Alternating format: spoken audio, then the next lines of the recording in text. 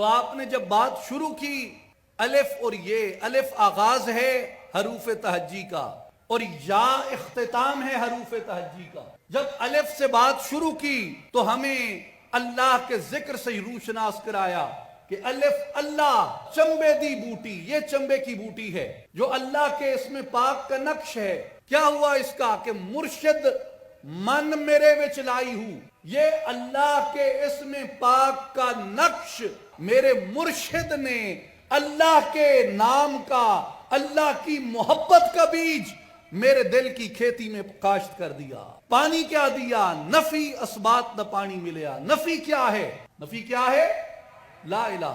ہر چیز کی نفی کر دینا کہ کوئی الہ نہیں ہے، کوئی پرستش کے عبادت کے لائق نہیں ہے، حتیٰ کہ کوئی اس طرح چاہے جانے کے لائق نہیں ہے. اسبات کیا ہے؟ الا اللہ. یا پہ جب پہنچے تو کیا کہا؟ یار یگانا ملسی تینو، یار یگانا وہ یکتا.